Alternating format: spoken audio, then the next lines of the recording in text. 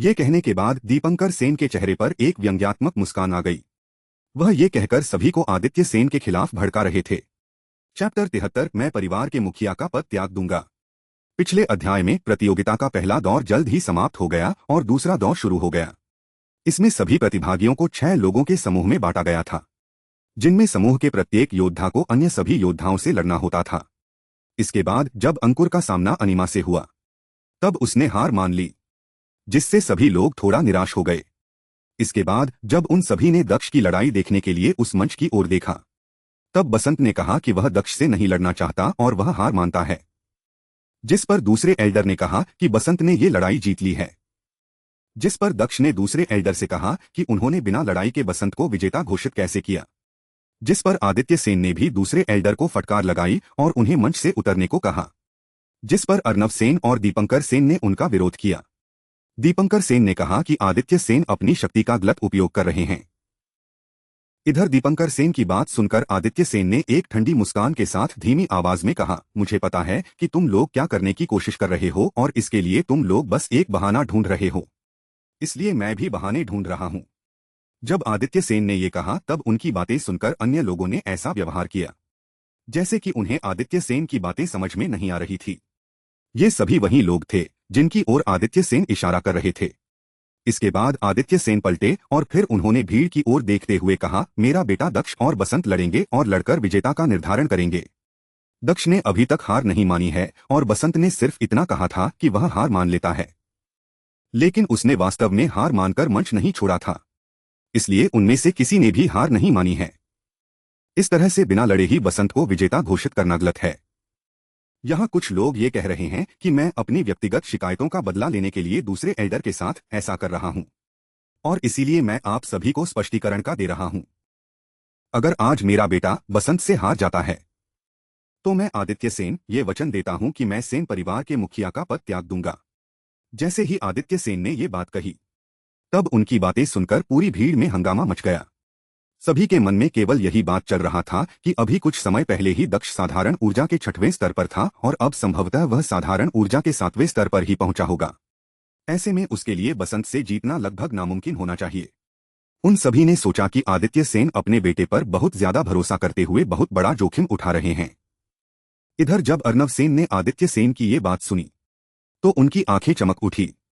यह उनके लिए एक अवसर से कम नहीं था, जिससे वह आदित्य सेन को मुखिया के पद से हटाकर स्वयं परिवार के मुखिया बन सकते थे। जब अर्नव सेन यही सब सोच रहे थे, तभी अचानक आदित्य सेन ने ठंडे स्वर में कहा, लेकिन अगर मेरा बेटा यह लड़ाई जीत जाता है तो यह बात सिद्ध हो जाएगी कि दूसरे एल्डर प्रतियोगिता के नियमों का उल्लंघन कर रहे हैं और ऐसी स्थिति में मैं उन्हें कड़ी सजा दूंगा। मैं सहमत हूं। जैसे ही आदित्य सेन ने बोलना खत्म किया, तब अर्नव सेन बिना किसी हिचकिचाहट के सहमत हो गए। वह इस अवसर को अपने हाथों से बिल्कुल भी जाने नहीं देना चाहते थे। उन्हें लगता था कि दक्ष बसंत को कभी भी हरा नहीं पाएगा। मैं भी सहमत हूं। अचानक विजेंद्र सेन ने भी सहमति जताई। अर्नव सेन और विजेंद्र सेन को सहमत होता हुआ देखकर आदित्य सेन के होठों के कोने मुड़ गए और फिर उन्होंने कहा, ठीक है। इसके बाद आदित्य सेन ने दूसरे एल्डर की ओर देखते हुए कहा, और आपका क्या विचार है इस विषय में दूसरे एल्डर? आदित्य सेन की बात सुनकर दूसरे एल्डर का चेहरा उतरा गया और वह अर्नव सेन और विजेंद्र सेन को मन ही मन कोसने लगे। वह दोनों बिना किसी हिचकिचाहट के आदित्य सेन के प्रस्ताव से सहमत हो गए, क्योंकि वह आदित्य सेन को मुखिया के पद से हटाने का अवसर नहीं चूकना चाहते थे। लेकिन उन दोनों ने दूसरे एल्डर की स्थिति पर बिल्कुल भी विचार नहीं किया था। अगर दक्ष इस लड़ाई में जीत जाता तो उन्हें क्या करना चाहिए था, लेकिन अब उनके लिए पीछे हटने का कोई रास्ता नहीं था। इसलिए दूसरे एल्डर ने अपने चेहरे पर एक कड़वी मुस्कान के साथ कहा, मैं भी सहमत हूं। ये सब देखकर दीपंकर सेन ने अर्नव सेन और विजेंद्र सेन को कोसते हुए अपने मन में कहा, कितनी शर्म की बात है। वो दोनों ये नहीं जानते कि दक्ष मेरे बेटे ध्रुव सेन की साधना को नष्ट करने में सक्षम था, जिससे ये सिद्ध होता है कि वह कम से कम साधारण ऊर्जा के 8वें स्तर पर है। ऐसे में बसंत दक्ष से कैसे जीत सकता है? बसंत दक्ष से अवश्य ही हार जाएगा। उन दोनों के कारण अब दूसरे एल्डर को सजा भुगतनी पड़ेगी। ये कहते हुए दीपंकर सेन ने अपना सिर हिलाया। वह अर्नव सेन और विजेंद्र सेन को रोकना चाहते थे, लेकिन वह दोनों बहुत जल्दी सहमत हो गए, जिसके कारण दीपंकर सेन अब कुछ नहीं कर सकते थे। उन्हें दूसरे एल्डर के लिए बहुत बुरा महसूस हो रहा था। इसके बाद इधर दूसरे एल्डर ने आदित्य सेन को घूर कर देखा और फिर उन्होंने ठंडे स्वर में कहा, बसंत जाओ और दक्ष से लड़ो। ये कहने के बाद दूसरे एल्डर ने अपने मन में आदित्य सेन को कोसते हुए कहा, आदित्य सेन, तुम्हें अपना मुखिया का पद त्यागना ही होगा। यह कहते हुए दूसरे एल्डर मंच पर अपनी जगह पर वापस चले गए। इधर बसंत वापस मंच पर दक्ष के सामने आ गया और व्यंग्यपूर्वक दक्ष की ओर देखने लगा। इसके बाद बसंत ने व्यंग्य करते हुए कहा, कचरे का टुकड़ा अपना अपमान स्वयं कर रहा है, साथ ही वह अपने अपमान में अपने पिता को भी शामिल कर रहा है। हाँ, खैर ये मेरे लिए अच्छी बात है कि परिवार के नए मुखिया के लिए मुझे कुछ करने का मौका मिल रहा है। इससे मेरी स्थिति में भी असर पड़ेगा। ये कहते हुए बसंत ने अपनी तलवार निकाल ली और फिर उसने दक्ष से कहा, अगर तुम अपनी तलवार का उपयोग उसी तरह से करते हो जैसे कि तुम अपने शब्द का कर रहे हो, तो मेरी सलाह है कि तुम अभी पिछले हट जाओ, अन्यथा तुम्हें चोट लग सकती है। ये कहने के बाद अचानक बसंत ने अपनी तलवार दक्ष की दिशा में लहराई दी। स्वार्ड शैडो, बसंत ने अपनी तलवार लहराते हुए कहा। भाड़ में जाओ, दक्ष ने भी शांति से कहा। जब उसने बसंत को हमला करते हुए देखा, ये कहते ही दक्ष किनारे हट गया और बसंत की तलवार दक्ष के किनारे से निकल गई।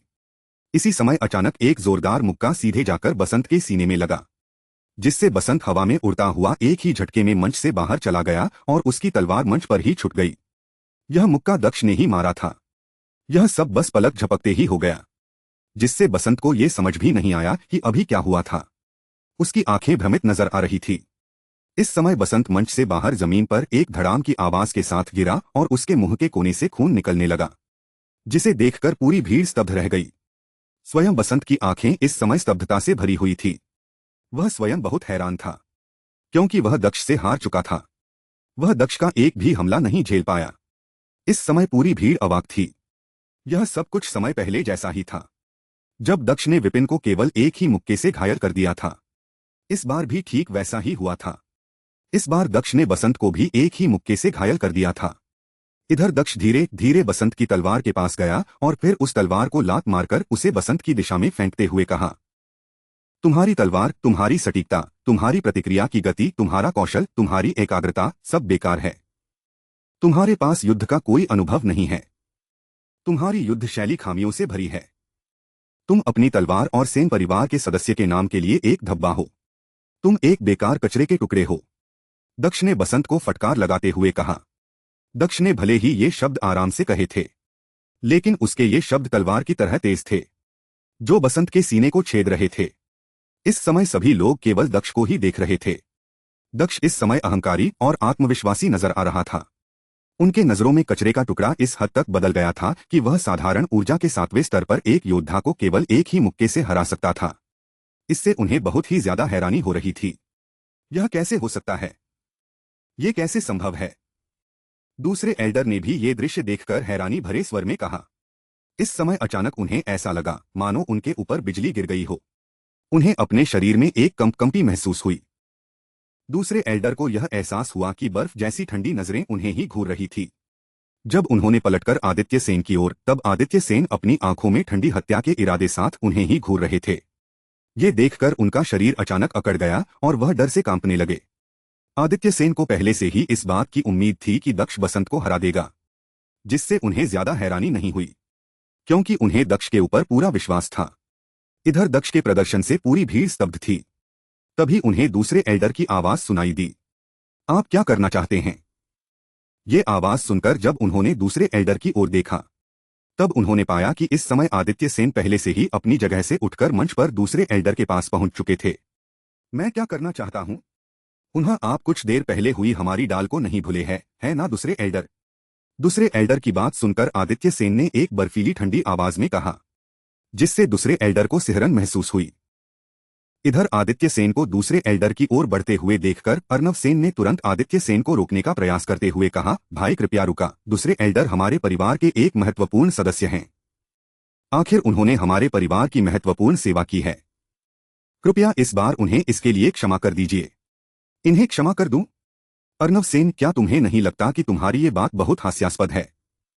कुछ समय पहले आप सभी ने मेरे बेटे को ये कहकर मंच से नीचे उतरने को कहा कि वह बसंत को नहीं हरा सकता, और उस समय आपने कुछ भी नहीं कहा। आप उस समय उदासीन रहे। क्या आपने ये कभी सोचा कि मैंने, आदित्य सेन ने कबीले के मुखिया रूप में परिवार के लाभ के लिए कितना कुछ किया है? क्या आप अभी ये कहना चाह रहे हैं कि आप सबके सामने किए हुए अपने वादे को तोड़ना चाहते हैं और इससे पीछे हटना चाहते हैं? अर्नव सेन, क्या आप सेन परिवार के युवा सदस्यों पर इसकी बुरी छाप छोड़ना चाहते हैं? आदित्य सेन ने अर्नव सेन को फटकार लगाते हुए कहा। आदित्य सेन ने ये बात बहुत सख्ती से कही थी, जिसके कारण अर्नव सेन को कुछ भी बोलने में शर्मिंदगी का एहसास हो रहा था। वह स्वयं के जाल में फंस गए थे। वह दूसरे एल्डर को बचाने के लिए अपने शब्दों से मुकरना चाहते थे, लेकिन उनके पास दूसरे एल्डर के कार्यों को सही ठहराने का कोई तर्क नहीं था। यदि वह अब अपने वादे से मुकर गए तो निःसंदेह उन्हें सभी की बातें, आलोचनाएं सुननी पड़ सकती थी, जो कि अर्नव सेन कभी नहीं चाहते थे। इसके बाद इधर आदित्य सेन ने आगे बढ़ते हुए कहा, अब मेरे रास्ते में मत आओ। मैं ये घोषणा करना चाहता हूं कि अब दूसरे एल्डर इस मंच के कार्य प्रभारी नहीं होंगे। उनकी जगह पर अब 6वें एल्डर आएंगे। इसके अलावा मुझे उन्हें दंड भी देना है। आदित्य सेन की ये बात सुनकर दूसरे एल्डर निहाल सेन ने अपने चेहरे पर एक कड़वी मुस्कान के साथ कहा, अगर आपको लगता है कि आप चीजों को इतनी आसानी से कर सकते हैं तो आप मुझे बहुत कम आंक रहे हैं, आदित्य सेन। ये कहने के बाद निहाल सेन अचानक तेजी से भागने के लिए मुड़ गए। हुश हुश!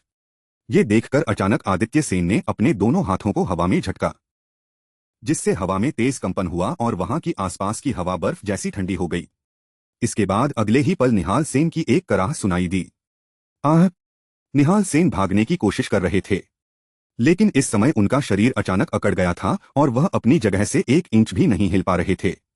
उनकी हड्डियां इस समय पूरी तरह से बर्फ जैसी ठंडी पड़ गई थी। उनका पूरा शरीर बर्फ की हल्की परत से ढक गया था और उन्हें अपनी त्वचा में ठंडी जलन का एहसास हो रहा था। अगले ही पल आदित्य सेन ने दोबारा हवा में अपना हाथ झटका और फिर निहाल सेन के शरीर के चारों ओर लिपटी बर्फ की परत में दरारें पड़ने लगी और फिर बूम! अगले ही पल निहाल सेन के शरीर को ढकने वाली बर्फ की परत टूट गई, जिससे निहाल सेन को भयानक दर्द का एहसास हुआ। इस समय निहाल सेन का शरीर अभी भी ठंड से कांप रहा था, क्योंकि बर्फीली ठंडी हवा अभी भी उनके शरीर में घुस रही थी। उनके मुंह के कोने से खून निकल रहा था और फिर अगले ही पल वह जमीन पर गिर पड़े। वह खुद को खड़ा रखने में भी असमर्थ प्रतीत हो रहे थे। उन्हें देखकर ऐसा प्रतीत हो रहा था कि उनका शरीर एक गेंद की तरह सिकुड़ गया हो और लुढ़क गया हो।